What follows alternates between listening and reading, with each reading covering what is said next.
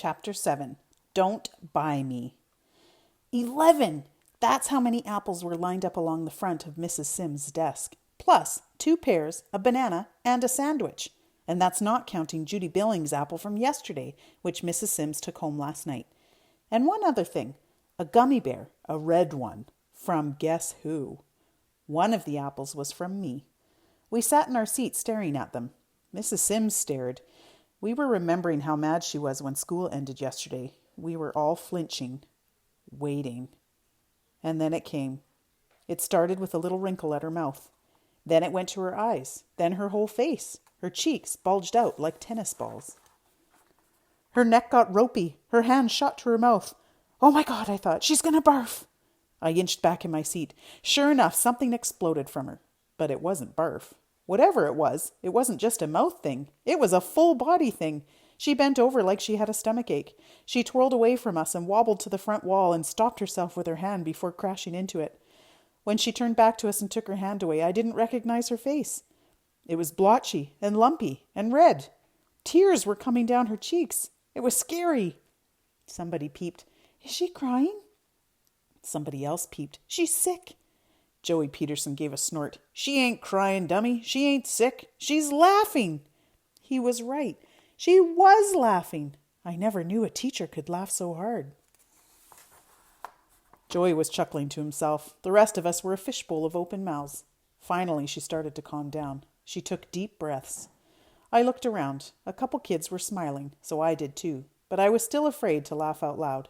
I had a feeling this might be a trick. She pulled a tissue from her box of Kleenex. She wiped her eyes and cheeks.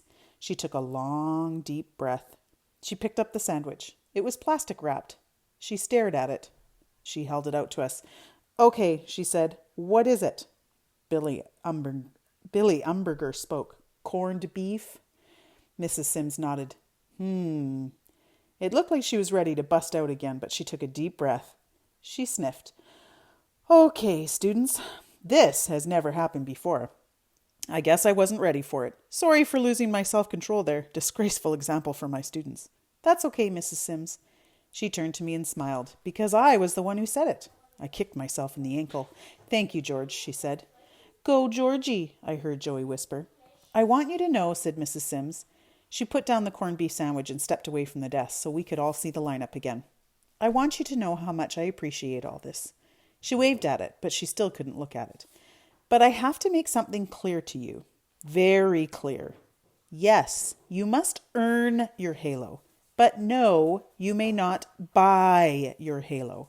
I cannot be bribed. She looked us over. Can somebody tell me what a bribe is? One hand went up. Ian O'Hara's. Yes, Ian. It means when you pay money to somebody to make them do something you want. Mrs. Simms nodded. Yes. Good, Ian. With one correction, a bribe doesn't have to be money. A bribe can be, she waved at the desk, apples, or pears, or bananas, or corned beef sandwiches. A couple kids laughed at that. Or, she picked up the candy, gummy bears. She studied it for a minute, then popped it into her mouth. Everybody laughed. Joey fist pumped. Yes! You can bring me an apple every day. You can bring me a banana split with cherries and hot fudge and whipped cream up to the ceiling. You can bring me, she threw out her arms, a new car. We laughed. But her voice got lower, slower. You cannot bribe your way to a halo. She gave us her waiting to sink in look. So, how do you get your halo?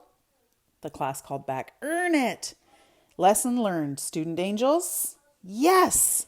Okay, so stop putting your energy into bribes. Put your energy into being good, into doing good. Impress me. Don't buy me. She rooted in a desk drawer and came out with a plastic bag. She dumped in the pears and the banana. She sniffed the sandwich. Corned beef, huh? Mr. Moto will like this. Mr. Moto is her dog. Into the bag went the sandwich. Mrs. Simms got another plastic bag and dropped in the apples. These, she said, will become my famous pink applesauce.